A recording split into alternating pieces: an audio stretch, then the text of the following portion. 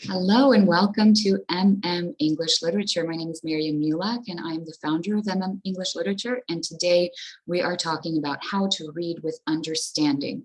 So feel free to let your kids watch this video, whatever their ages. This is for everyone, for people of all ages. So we're talking about reading skills, reading comprehension skills, basically. All right, so let's get started. So the first thing that we want to talk about is the essence of reading. And what we mean by this is, what is reading? What is the process that should be happening when we are reading? So the first thing we want to do is we start with learning, then understanding, processing, questioning, and then lastly, judging or acting. Reading does require, at the end of the process, us to either judge something or to act upon it. And we'll talk about that a bit later. But this is what's called active reading. The problem with most schools is that children aren't really taught a lot of these things regarding active reading. So we have many passive readers. And when you're a passive reader, you can't really remember exactly what you read in the last paragraph. You're also unable to really, in your mind, understand the moral of the story that you're reading, the themes, the point, the author's message, etc. So we're talking about active reading here, and active reading is better reading, it's true reading. It does, however, take effort on the part of the reader. Now, the main part of active reading is for the student or reader to ask questions while they are reading. And at the same time, you're providing answers to those questions yourself. That's very important. That is something we can absolutely achieve. So let's make this easier. There are 4 main questions that we need to ask of any book or any text. And if we can answer these questions, we are an active reader. So the first question we want to ask is, what is the book as a whole? Now, what this means is, what's the leading theme or message of the book, and how does the author develop it? What's the theme? Is the theme, for example, love? Okay, if the theme is love, how does the author develop love? Through the characters, through dialogue, through the setting, for example. So we need to understand the theme of the book. And then we move on to the second part, which is what is being said in detail. Move on to details and how. So here we're thinking about, what are the main ideas of the book I just read, or the text or story I just read, the assertions, the arguments that make the author's message special. The author didn't write the book just, for giggles. The author wrote the book because he or she has a message to send to the world, right? So what makes this message special, different from others? And then we want to ask the question, is the book true in whole or in part? And what this actually means, you're not thinking about, is it factual, is it fiction, or a biography or something, but you're thinking, what do I think of the book or text? Is it striking a chord with me? Do I agree with what the author is saying here? And lastly, the best and most important question, so what? So what? Okay, I read this book. What is significant about this information? Or I read this text. Why is this important? Why does the author believe that I should know this? Right? All right, so if we can answer these 4 questions, we are doing great. We are active readers. So if you find, and also for writing, if you can't answer these questions about an essay that you have written, then you should go back and revise. Because if it's not clear, others won't be able to understand it as well. So you should test this out on your own essays too. Another name for active reading is analytical reading. And what this means and what we want to achieve is thinking carefully, critically, and deeply while reading. The act of making sense of an author's writing by comparing and contrasting it with one's own experiences, feelings, thoughts, and previously gained knowledge. So none of us come to a text or a book as blank slates. We already have experiences, we have previously gained knowledge, we have our own different backgrounds, whether they're social or cultural or whatever it is, we have our own different feelings and thoughts. So this is going to play a big part in how we understand the author's writing. Okay, so now let's talk about persuasion, the role of persuasion. Every author, in a sense, and every writer, if you yourself are writing an essay, for example, you are using propaganda. Now, the word propaganda tends to have a negative connotation to it. In this case, we're using it to mean a very different thing. Propaganda meaning persuasion, persuading the reader. So every author wants to persuade the reader, right? So the role of persuasion, here we have two questions we want to ask ourselves. What are the author's objectives? What are the author's goals with what he or she has written? And we want to ask ourselves how, what means, what actions for achieving these goals is the author proposing? So for example, if you're reading a practical text, for example, let's say you're reading the newspaper and you come across a text, right? And the author of this practical text, we have to understand that this person has to be a bit of a propagandist because they want to persuade you as the reader to side with them. And the ultimate judgment of the author's work is going to depend on our or the reader's acceptance of his or her goal. If we accept the goal, then we are going to judge the author's work according to that. So what's important for the author is to appeal not only to the mind, but also to the heart. The author, the propagandist, you, if you're writing an essay, you want to play on emotions, play on the emotions of the reader. And we can't leave emotions out because no matter how much we like to think it at times, there is no human decision made without emotion. All right, so let's say, okay, the author wants you to agree that littering is an awful thing to do, right? Dropping trash on the street or in a park or whatever. And okay, so you agree with that. Now what that does is if you agree with the author, right, and the author's objective, then it demands action of you.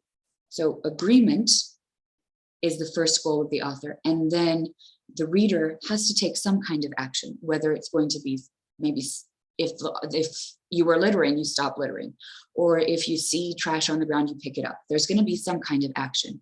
That is the whole purpose of writing and the whole purpose of reading. Okay, so let's get into it step by step. So before we read, we have something called a preparation stage. So make sure we want to make sure we all do this. So if we take time and if we're careful before we read, the actual reading experience will be much easier. So here's what we want to do. We want to set a purpose. We want to decide, why are we reading this information? Is it to make a decision? Is it to create something? Is it to help ourselves, like a self-help book? Is it for school, right? Why are you reading? Then what you want to do is you want to take your text or your book or your story and read the headlines and the subtitles, right? For example, in a book, it would be the title, and maybe you'd read the book back cover. Look at the pictures if there are any pictures, if it's a newspaper, for example. Graphics, captions, read them. Skim the sidebars if you're reading a textbook. Read the section outlines in textbooks and articles. This is going to help you understand what you are about to read. Now you want to activate your prior knowledge. So let's say you're reading something in a textbook about panda bears, right? And you've already looked at the pictures, you've understood what you're going to read about, you've read the headlines, et cetera, et cetera. Now you want to consider what you know about the subject. Okay, what do I know about panda bears? Not much, that they are black and white, they're very cute, for example, for me. So you want to consider, write down what you know about the subject already, and then think about connections to other knowledge that you possess, right? Okay, panda bears. Well, that associates, I associate it with koala bears. How are they different, right? Make those brain connections before you even start reading. That means you're activating knowledge that you already have.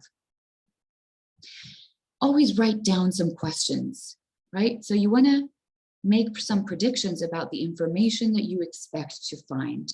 So for example, in that textbook article about panda bears, I'm going to write down what I expect to find about panda bears.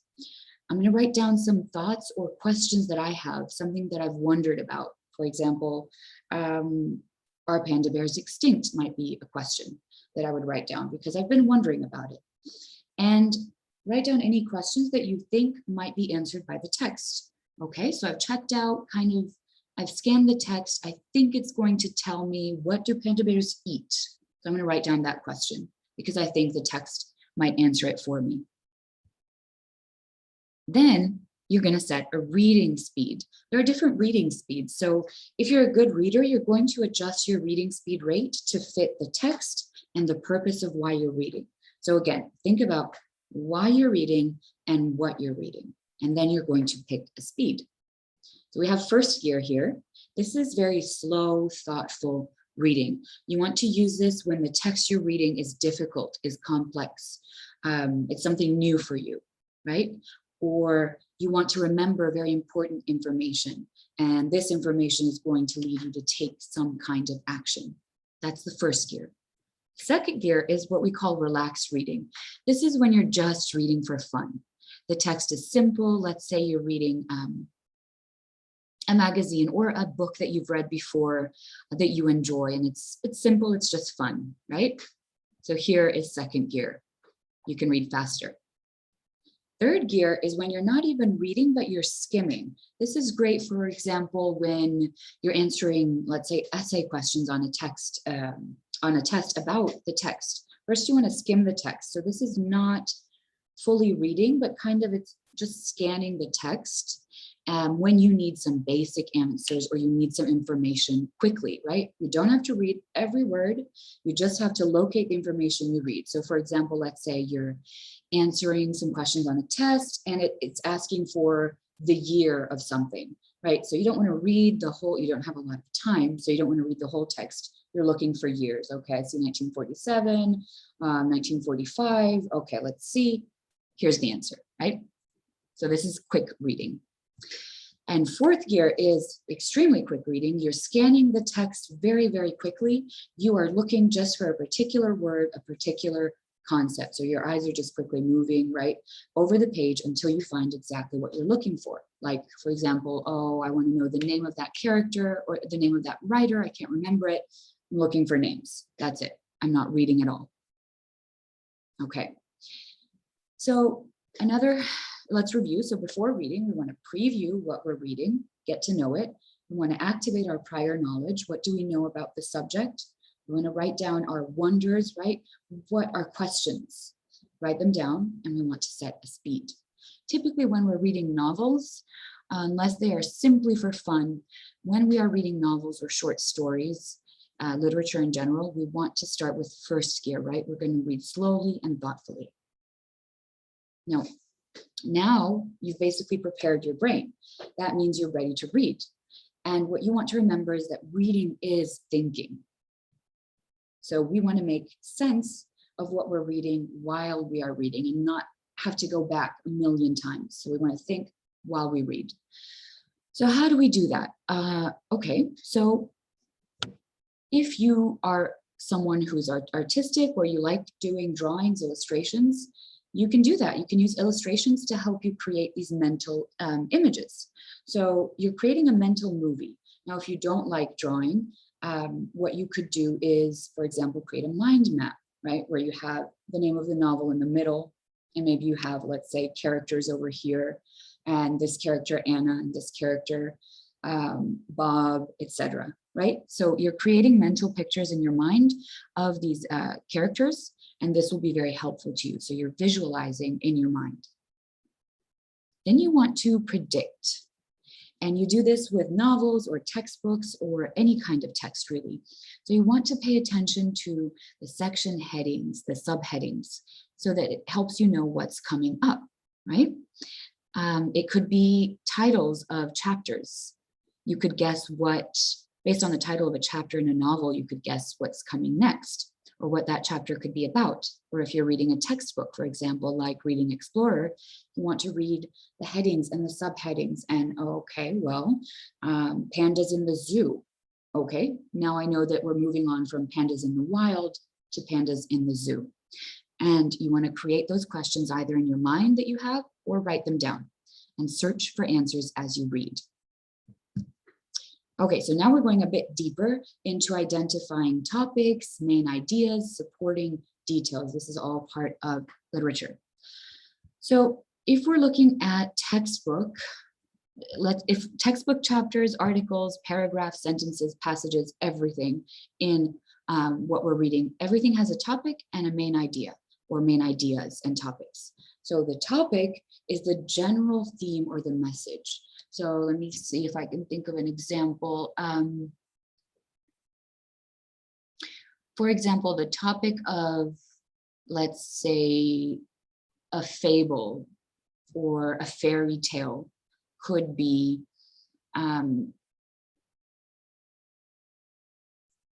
falling in love, right? A prince and a princess falling in love, right? That's the subject. That's what the fairy tale is going to be about.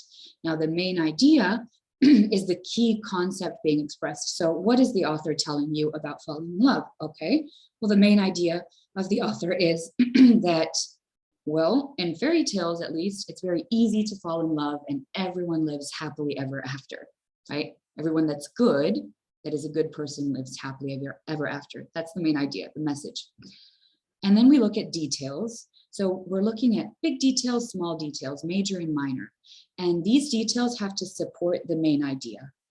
If you are writing an essay, for example, and you don't have details and you don't have something that's supporting the main idea, your main idea will fall. No one will understand it. It will not be a strong conclusion, a strong main idea.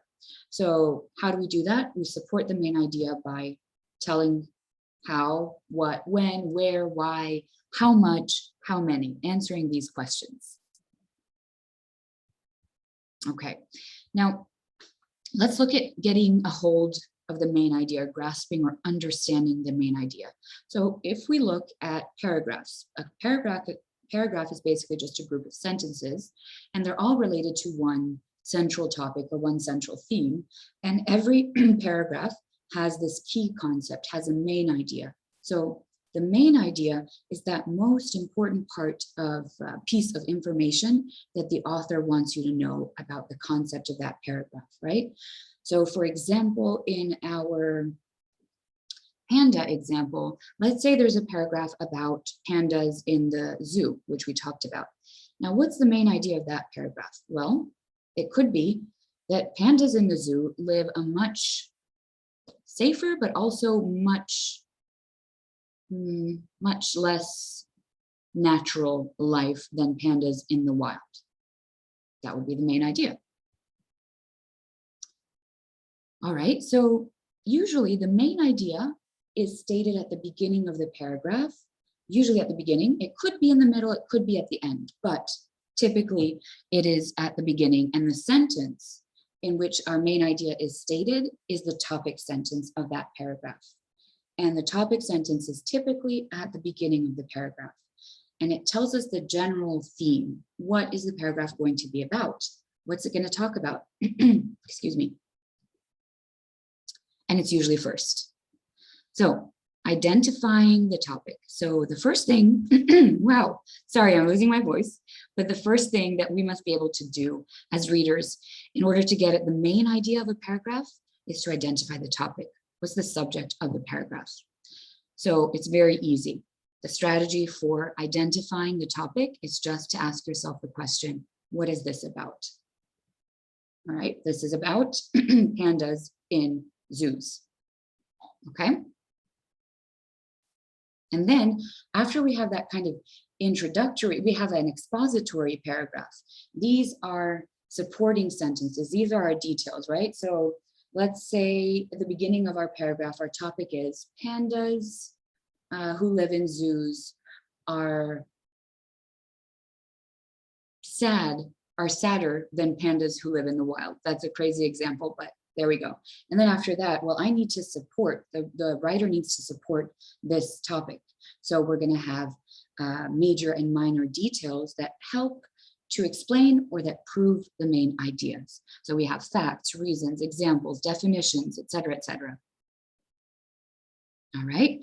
And then the last sentence of a paragraph is going to be called the concluding sentence. Now here, the author sums up what he or she has been talking about, or the author emphasizes a point or restates what they've already said so that we can have this beautiful kind of closed ending, right? Now,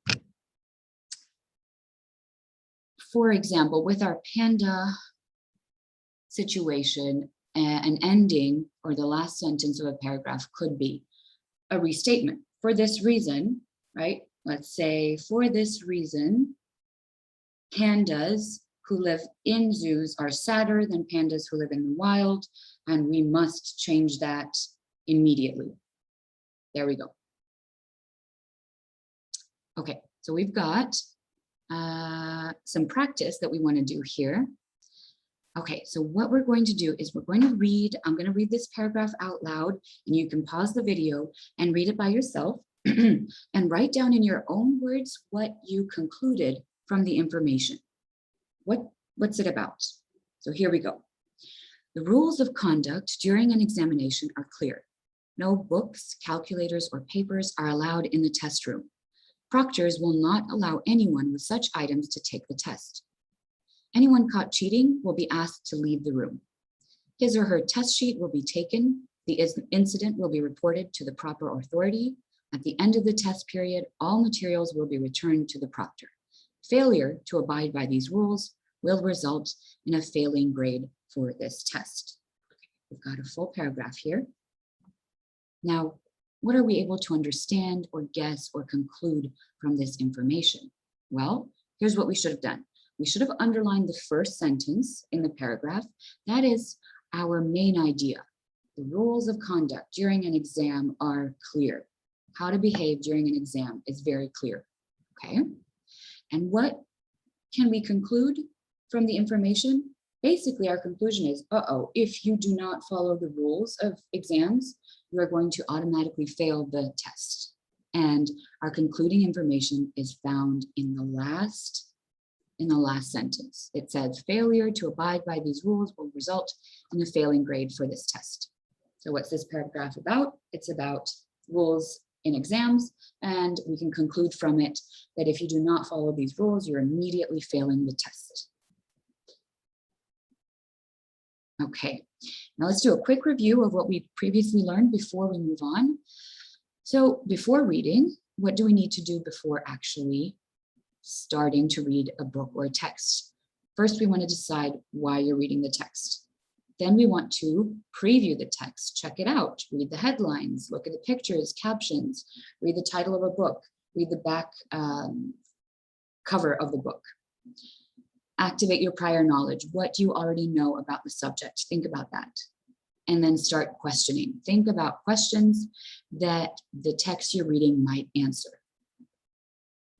And set a reading speed. We've got 4 reading speeds. Okay. Now let's talk about topics, main ideas, supporting details, a review of that. So what is a topic or subject? If you want to pause the video now, you can pause it and answer.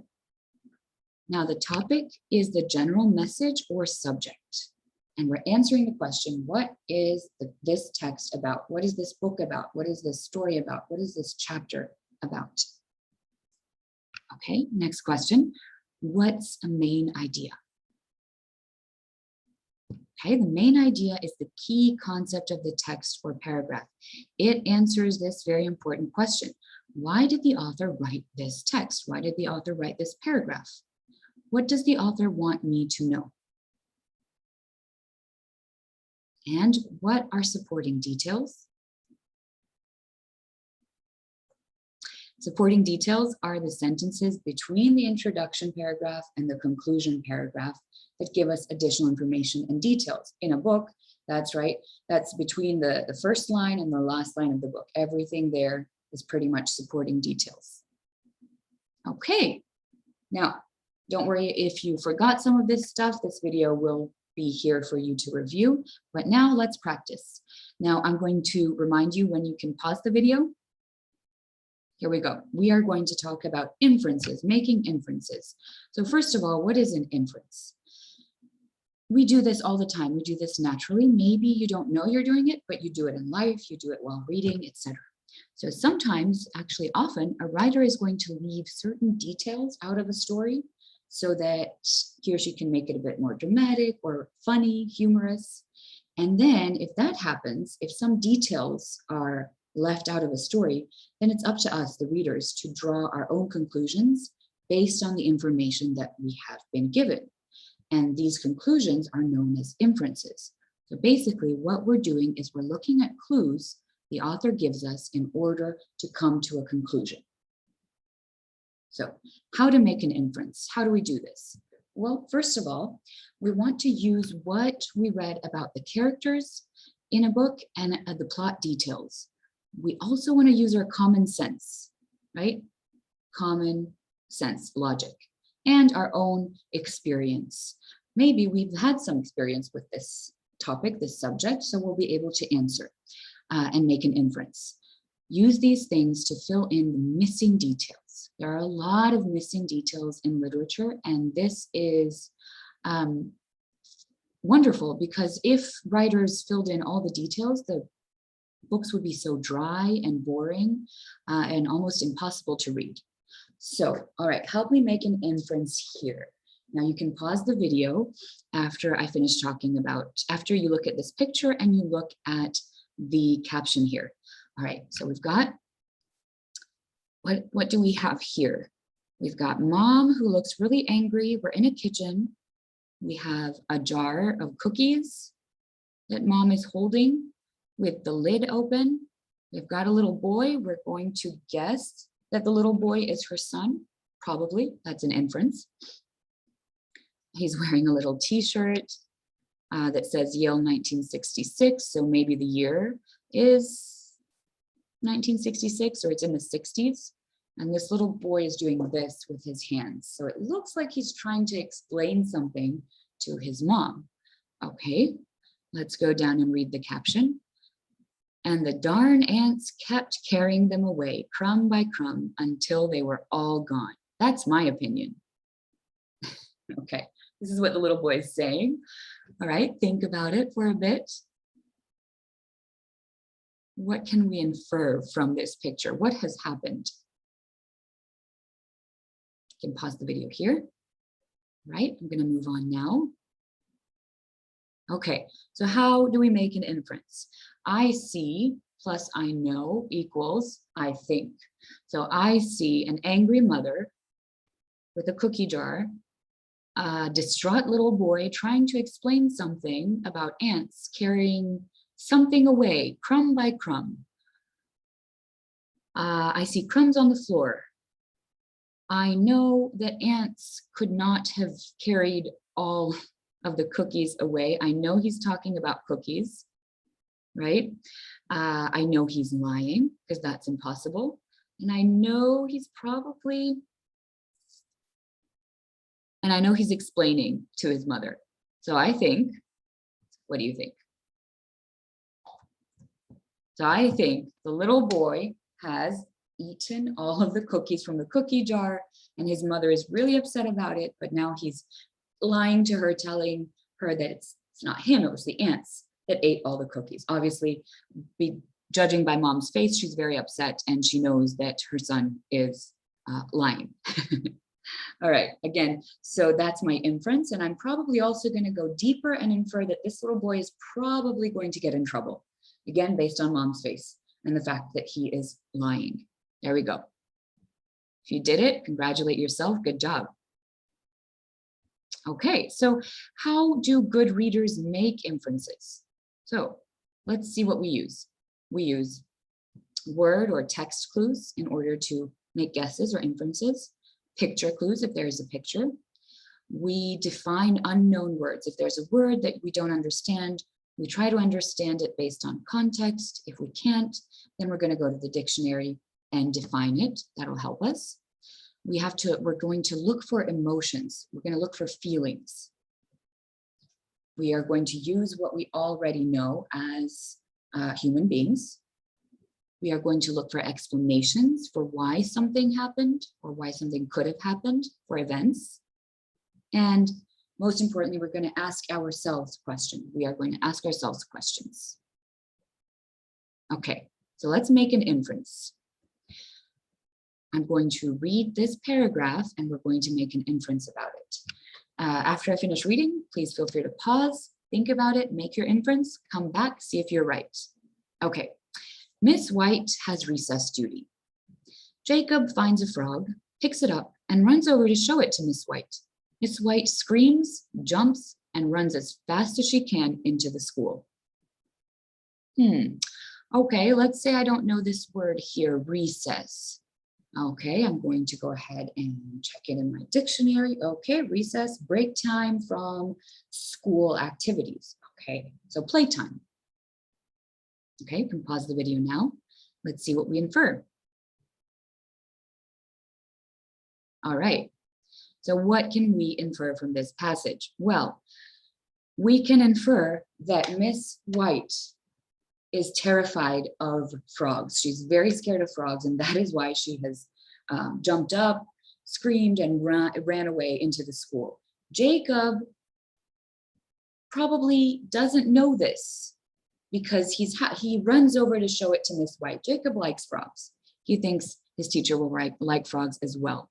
So what are our clues in this passage? Well, our clues is that it's recess, it's playtime. Our clue is that we have a frog. And then our biggest clues are that Miss White screams, jumps, and runs into the school. That shows us that she is afraid of what? Well, of the frog. Okay. Now let's talk a little bit about authors versus readers. So authors imply, they give us clues, right? And readers infer. We come to conclusions. Authors make the implications that readers have to infer. We are always inferring. So what do I mean basically by this, by what I just said? Good readers, and we are good readers. Whoever is watching this video, you're a good reader. You're a detective. Good readers are detectives. So imagine yourself like a Sherlock Holmes type detective. You're always looking for clues to help you better understand stories and pictures. You are a detective. Okay, so let's practice making conclusions and inferences. We're going to practice a little bit. Okay, here we go. We have number 1. Allie gets nervous about public speaking. She is running for student council. Today, the candidates are to give a speech to the entire school. You can pause the video here, make a conclusion. Well, okay, I'm going to say Allie's nervous about public speaking. That's important. And there's a speech that she has to give to the whole school.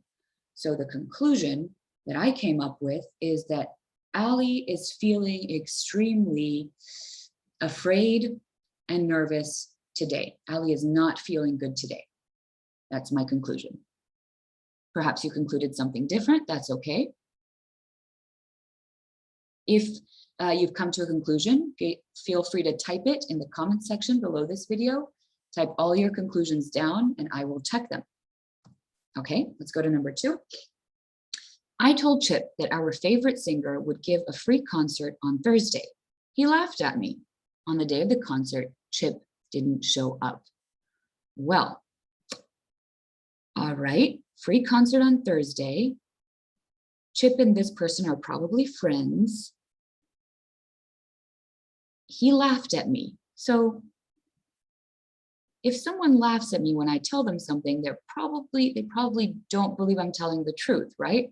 So the conclusion that I'm coming up with is that Chip didn't believe this person about the concert. He thought this person was lying and he missed the concert. The person, however, was not lying. Okay, let's make another inference. Here we go. Anne counted backwards from 100 while keeping her eyes covered with her hands. The other children ran quickly in all directions. Soon, no one could be seen except for Anne. 5, 4, 3, 2, 1, 0, she said. Why is Anne counting? Well, since I was a child, and based on my experience and based on the fact that there are children running in all directions, I know that they're playing a game called hide and seek, right? And she's counting to let the other children have enough time to hide. What do we think will happen next? Well, since the children have all run away, I think they are all going to hide, and Anne is going to finish counting. And once she finishes counting, She's going to try to look for them to find the kids. Okay, here's another one. They were dressed in odd clothes. The leader had on a hat with a curled feather in it. He had a patch over one eye and carried a parrot on his shoulder. His men carried shovels. It was a hot day on the beach. The leader kept looking at an old piece of paper that he had in his hand before he decided which way to walk. Finally, they came to a stop and began to dig. Sand flew in all directions. Soon, they pulled a big box out of the hole. Ooh, okay. Well, let's look at some clues. It first tells us that they're dressed in weird clothes. Who usually in stories has a patch, a black patch over one eye, so they're missing an eye, and maybe has a feather, big feather in his hat, and has a bird, a parrot on his shoulder? What do we know based on prior knowledge? It's pirates, right? So we know that these people are pirates. Now that we know that, we can answer the next question. Why does the leader keep looking at an old piece of paper? What is this old piece of paper? Let's guess. What do pirates in stories, what kind of paper do they look at? What do they want to do? It's a map, right? They look at maps. Okay. Why are the men digging? They stopped. They found, what kind of maps do pirates look at? Treasure maps, right? All right, if they stopped, that means they found the place where their treasure should be. Why are the men digging? They're digging out the treasure. They're looking for the treasure. Usually in books, pirates find buried treasure. And what is the box they pull out of the hole? Well, it's probably a treasure chest, right? It's not a coffin, it's a treasure chest, because we know that pirates look for treasure. All right, I hope that was fun. Okay, just a few more. Let's look at this one. Jimmy looked out over the overgrown yard with disgust as he leaned over to crank up the engine.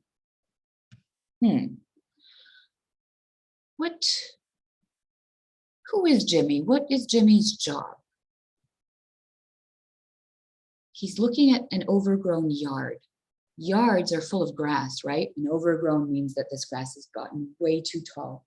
So what is his job?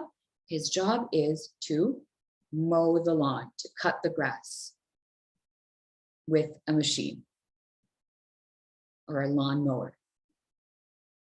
Okay, next one. When the power went out, I could not see my hand in front of my face. Okay, no electricity. Put your hand in front of your face. Well, I can see mine right now because it's daytime. Now, what time of the day is this that I can't see my hand in front of my face? Nighttime, complete darkness, right? It's nighttime. Okay. The mother bird flew down and snatched up the worm into her beak and flew up towards the nest. What's happening? Why did the mother bird pick up the worm? And why is she flying back to the nest? If she's a mother bird, she probably has baby birds, babies or children, right? And what do little baby birds eat? Worms. So what's happening here is that mommy bird is going to feed her baby birds, her kids who are in the nest. And that's the inference that we make, right?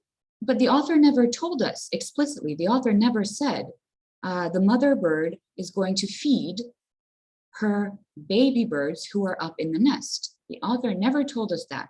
We guessed it because we're human beings. We have our own, we have experience, we have knowledge that we bring with us, and we use our logic, right?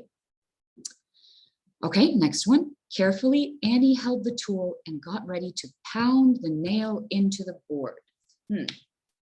Okay, we know pounding is something like this. We know what a nail is. We know what a board is. It's something made of wood, right? A wooden board. So the tool, what would the tool be? What do we use to pound nails into wood? It's a hammer. Most common tool, right? Hammers with nails. Okay. Carlos felt himself shaking as the coach handed him the most valuable player trophy and shook his hand. Ooh, so Carlos got, we know he's shaking. We also know he got an award, a trophy from his coach.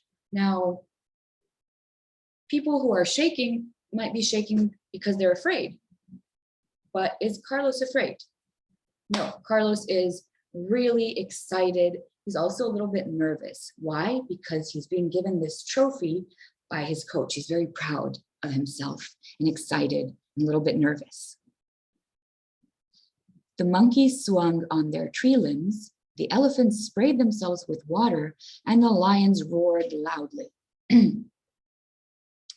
What are we talking about here? What group of people or things is this sentence referring to? Well, it's not referring to people, right? I don't think it's referring to things either. It is referring to animals, right? We have monkeys, we have elephants, we have lions. Where are we? We're probably either in a zoo or in the wild, right? Here's one more. Sarah began to cry when she opened up her report card. What is a report card? Okay, it's the place where all your grades are written down, that your parents have to see your grades. Did you get an A, a B, a C, D, F, whatever it is.